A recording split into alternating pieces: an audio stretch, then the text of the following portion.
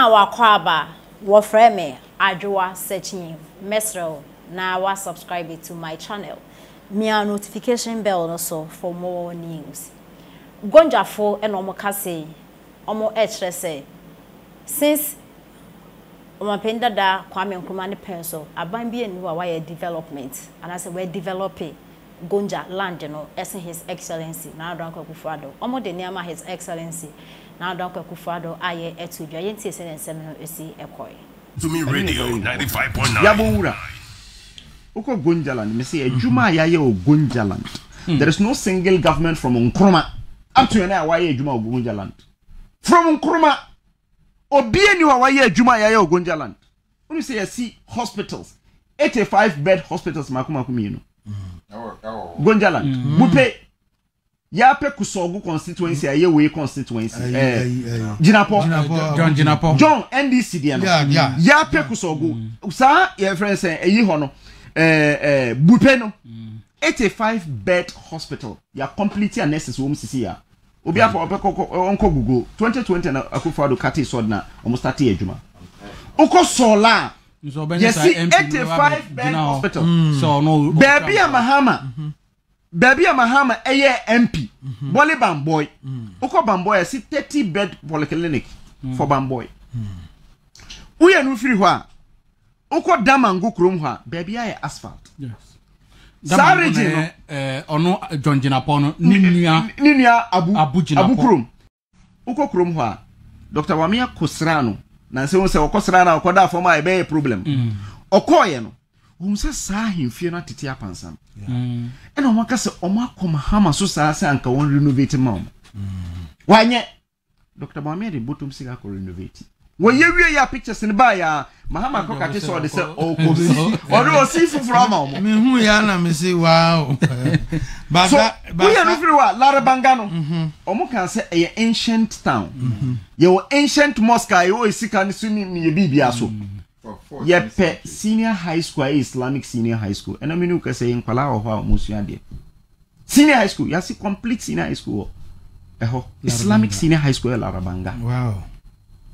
So usha juma ya agenda 111 hospitals and also makuma and I so and they appreciate what we did. There are 7 constituencies in that region. When you say a name you can say 2020 elections ikuta me sign this ikuta 4 okay baby Mahama free but baby Bawumia free there videos no me hu before say be fa no na constituency ba ko pe na ikuta na Leregu Gambaga Ajalima enu nko a out of 6 constituencies no say ikuta 4 omukuta 2 no sukrano ye lusu na Leregu Gambaga na dia no because of misunderstanding internal party crisis and nothing na ma wo kan say ayawaso central ya iron out issues no makoma tomiyem because na Leregu Gambaga a constituency dia and so unfortunately we were able to lose it in 2020. Let's just push it. Let us me and say campaign Dr. Bawumia started campaign now starting from Eastern region. Campaign no enye the conventional campaign will be anim. Okokro no so a. Na we ni say wo hia asofo. No mo abompai. Wo hia imam fo. No mo abompai. No okohia hemfo. No omo so akasa. Omo bompai wi na wa kire omo. We ni na me ba meye. No mo busa no question bia na wo ya no. No move akwa hemfo.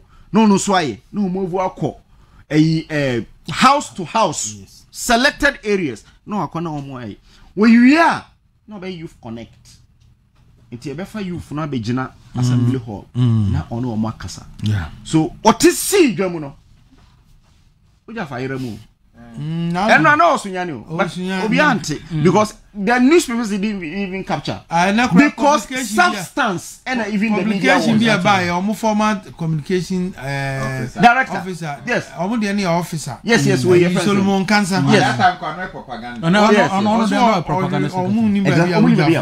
so a very very important say mini nyina no when I ekoso share on your Facebook wall share on your TikTok when Juma send a bear at least Ghana phone nyina Any Togo for. I am the shower. Pampa one can say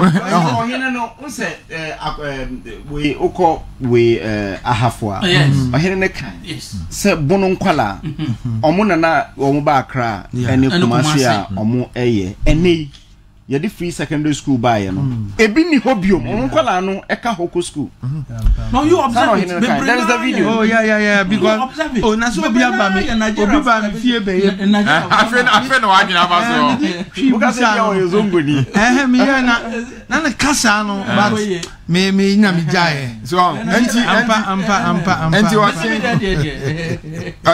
the American actual communicators no na no me ne Richard share my cashion who can was saying and with education because there was massive story to tell about education and Nana Akuffo from 2017 na me nso etrobi ana me nso me yedwa ministry ne kakra na no minister north station omo enka bi ma party you see etrobi amonso monye yi kakra before say education minister obi so before say education minister eba be call na so kwakọ grant we honorable chairman kasade we can we have a PRO at the ministry and ka watimi afa ways and means bi etimi ni media house so a omo betimi akasa ma aban ni onyama pagya was akwa no so kana watwe nyina mu ma take over airwaves no to na nka na ma ye ni nyina mo nya so akwasi practice station wa akwa tena education minister bi menya adwuma o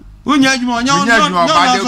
good story you are good in terms of you are very good the good story of Minister of Education question sorry TV Radio Rwanda here why Radio Rwanda and abaku ye wo Afrikiko TV ISIS mo kwatena wa no masa atwa mo amasema mo kan bia sa de atia mo na mo afa mu nsagumuti Radio ISIS ni TV Rwanda education sector no your massive story na that time what imagine nyina mambe menyi ni nyina wo dikeka wo ye ntete ho oh da be ntete ho kwa mama ene mama akwa fa ntete ho me ko stream mesaba ntinu alaji oh anti let's communicators o kan asem nya you education one policy na do board ya NDC nya kwan ye advert nkwa maku 36 against here na aba into fruition na enkrofo twaso abapa emma this year oko passing rate all those statistics here the two says here from English first they call math science social studies near the two now they compare the previous years time MPP take over English passing rate was below 40%. Today we are talking about 62-63%. Mathematics was about 35. Mathematics is around 75. So and the oko science integrated science now is heading towards 70% from 30%. Oh, enti said your mama and Crawford Jina baby, Nasa Omoka say ye Chirankola, the enti no more pass ya, Omoko University there. Said the area that be area Bawumia catch on. Oko University when I say when she again how could be you ama.